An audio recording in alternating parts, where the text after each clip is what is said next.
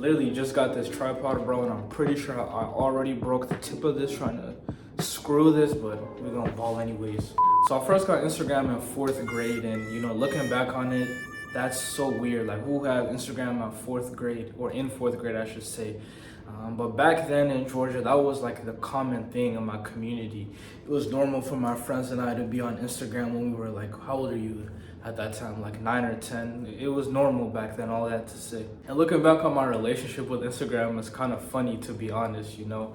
I remember I would post pics just for the sole purpose of getting attention. I remember I would post something, then right after posting it, I would keep my phone open, like I wouldn't close it, just to see the likes and the comments go up, man. Like, talk about being down bad. And back then, I don't think reels were a thing, or I don't think videos on Instagram in general were a common thing. It was just pictures that were the norm back then. But clearly that was a long time ago and a lot has changed. What I want to talk about in this video is how Instagram reels have fried my brain, bro. Like, when I look at my life pre-Instagram reels to now, I think that there's a difference for sure.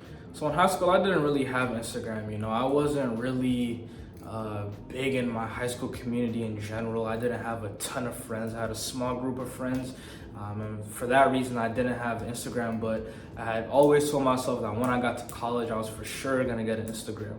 So, you know, I got here to Hope College and got my Instagram, and I think earlier on, my use of Instagram and my use of viewing reels on Instagram was pretty healthy. It wasn't the case that it was like the first thing I did in the morning or something that I did for a long period of time.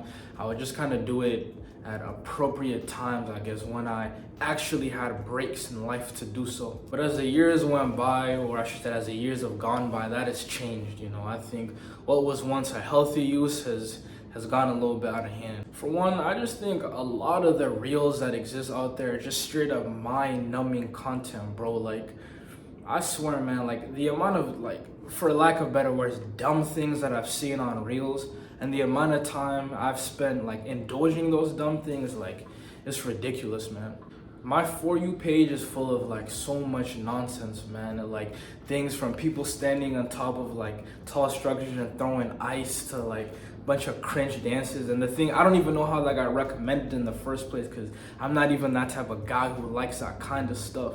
But all that to say is that a lot of the content on my reels are just mind-numbing, things that I don't think I should be on for a long period of time at all. It's like a lot of these videos don't bring any benefit other than the short-term gratification that I get. And that right there is the exact problem. I know that when I go on those reels, I'm gonna get that quick hit of dopamine, so that is really the incentive to go on there and look at those reels. And I don't think this is just true of me. I mean, think about yourself. Let's be real here, you know what I'm saying? A lot of the reels, or many of the reels that you might have, I mean, this is not to say that there is not a positivity to reels. I think there definitely is, but let's look at what is generally true. Maybe a lot of what's in your feed is just nonsense reels, bro. Like let's just be real here, man. And for me, what taking in this content has done is, like, it literally feels mind-numbing. I don't know if it's actually true that looking at, you know, dumb things legitimately decreases your brain cells, but if that's true, then I think that has definitely happened to me. It's been common for me to wake up in the morning and go on my reels and keep scrolling, and then once I try and sit down to do something of actual productivity, all I want to do is go back to those reels. When I try and read a book, it's like I can hardly focus, bro. And I'm realizing, you know, now that I'm getting closer to the end of my college career, man, this has got to change, bro. I am not trying to go into the real world like this. And similar to that, you know, it's just the amount of time that I've wasted on these reels. You know, it's been common for me to wake up in the morning and one of the first things I do is grab my phone and scroll through these reels. And then I'll stay in bed for another hour or so just doing the exact same thing. Like, it's just hard to not think, what would my life be like if I replaced those hours with things that would actually benefit me, man? Like, where would I actually be right now? It's just such a distraction, man. I mean, when it comes time to do actual work, or even to just process, you know what I mean? To sit down and process, for myself, a lot of that has been halted because I'm using my time to be on Instagram reels. And I'm grateful, you know, a lot of my feed, or I should say some of my feed, does include helpful reels, you know, things of motivation, things of knowledge, things of this nature. But really, when I look at it, a lot of it, again, it's just not great stuff, things that are not helping me. Another interesting point in regards to reels, and I don't think I've experienced this a lot, but I think I've seen this with some of the people who are close to me, is how people use Instagram reels during transition periods of their life. For example, you might be standing in a line with friends to get food, and rather than engaging with your friends or the people around you, you pull out your phone and you start scrolling on reels until you get your food.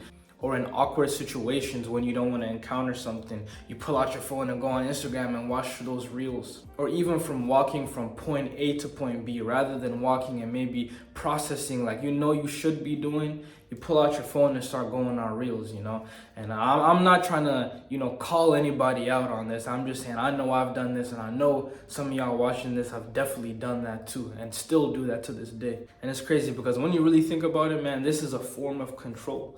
The people who created Instagram and manufacture these reels towards us, they know what they're doing, man. I mean, who else has had that experience of you're on Instagram, you close it, and then you click it again unconsciously to open it up? That's happened to me so many times, man, that it's like, wow, like my brain is really not mine in those moments. So yeah, man, I mean, this was just like a quick little rant.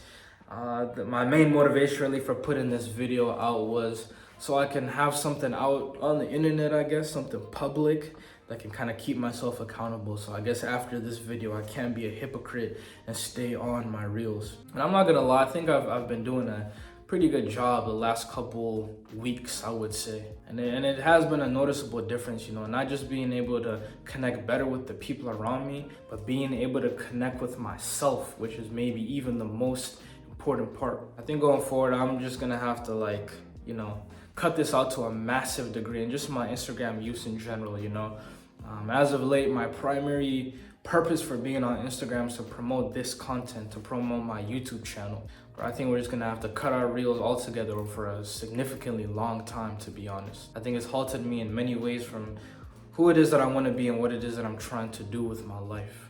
So yeah, man, I hope this video is, informative in some kind of way. I just needed, again, to get this out there so I can help myself out, and it's on the internet now, so I can't be a hypocrite.